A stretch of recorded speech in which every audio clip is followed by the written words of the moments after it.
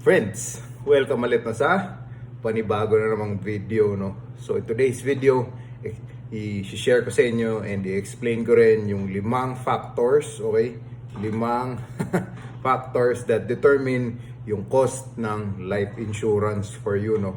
So, ang apat dito is may uniting theme na how prone or close you are to dying, no? Tapos yung last, explain ko na yun, no, in a minute. Pero yun nga, yung main theme ng unang apat ko i-discuss is how prone or close you are to dying, no. So let's get straight into it, mga friends. So these 5 factors are age, your occupation, yung lifestyle mo, your medical history, okay, and yung type ng plan, mga friends, no. So explain ko yung age, okay? So, the older you are, the more expensive life insurance is gonna be for you, no?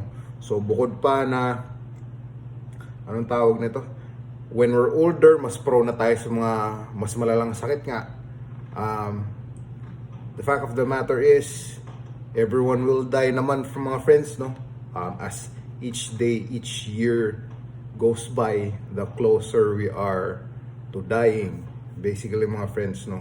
So ayun, the older you are, the more expensive nga insurance is gonna be for you, no. So doon naman tayo sa may occupation, mga friends. Pag sa trabaho mo, napaka-delikado, okay, mataas yung risk of dying, okay, yun, mas mahal yung life insurance for you nun, mga friends, no. I guess parang self-explanatory or ano naman, medyo obvious naman, no? Kung mas risk or mas exposed ka sa risk, okay, on a regular basis, yan, life insurers would consider you actually quite expensive to insure, no? So, doon naman tayo sa mga friends, sa lifestyle, okay? Dito papasok yung bisyo, kung meron man kayo, okay? Kung frequent kayo umiinom or nag-smoke, okay? Siyempre kami mga life insurers, kino-consider din namin yun. Kasi yung mga bisyo, alam naman natin, na health risk nga yun, okay? Ano ba? Dito rin, yung mga extreme activities, okay? Kung regularly kang, halimbawa, nag-free dive, okay? Ayun, medyo risky yun na hobby kasi compared to, say, regular ka lang nagbabasketball, okay? Pag nag-engage ka regularly in these, extreme sports, okay, or extreme activities na, pag nagkamali ka pag nagkamali ka ng siguro galaw or parang decision or like, yung ganun ba, you are very much close to dying, okay? So, pag ganun, mga friends, mas mahal yung insurance for you, no? Doon naman tayo sa mga friends, medical history.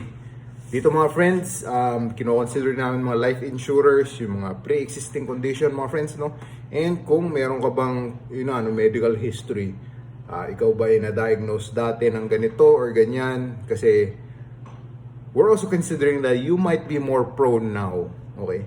Of course, kino-consider rin namin, yung, how you're keeping it in check ba? So, if ikaw ay, halimbawa, may diabetes ka, pero regularly mo naman siya control, okay, you're able to maintain a good health even if may diabetes ka, mga friends, most likely hindi na ganun ka taas yung increase, no, compared to a non-diabetic person, no. So mga friends, kino-consider namin kung meron kang mga pre-existing condition o kaya mga prior events, okay, that will make you more prone. Tapos, and if you're able to maintain good health despite pre-existing conditions, yun, kino-consider din namin, mga friends, no.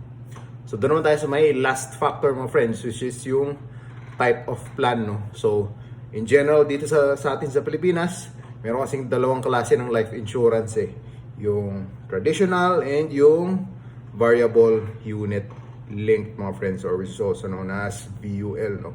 So, basically, mas mura yung traditional kasi anong tawag ito? Mahal kasi mag-invest via VUL, okay? So, maraming charges, okay? Compared sa may traditional na it's relatively more straightforward albeit ano na siya, it's a more safe na pag parang kung gusto mo nga invest, pwede dun eh. Okay? So it's basically ang traditional, less expensive kasi ano tayo no, may possibility or pwede ka hindi mag-invest through a traditional plan. Okay? So mga friends, summarize natin no, when it comes to age, the older you are, the more expensive insurance is gonna be no. Sa occupation, if mas delikado yung trabaho mo, okay, mas mahal din yung insurance for you. Sa medical history naman, okay, pag meron kang pre-existing condition, but you're not able to keep it in check, okay, you're not able to maintain good health, mas mahal yung insurance for you, no? When it comes to lifestyle, when you regularly engage in extreme activities, okay, they'll put you up more at risk of dying. And of course, yung mga bisyo rin, no? Yan, mas mahal yung insurance for you.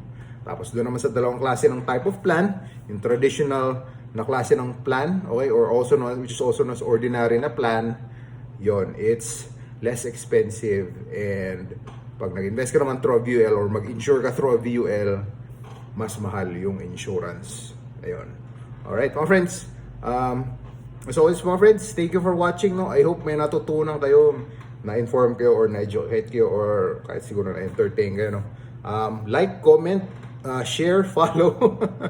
Lahat na ng call to action, gawin nyo mga friends. No? Kasi, syempre, para more videos like this in your feed. Thank you mga friends. No? And if kung gusto nyo mag-share ang appointment or meron kayong tanong about insurance, feel free to DM me no, sa Facebook or Instagram mga friends. No? Thank you so much for watching and see you on the next one.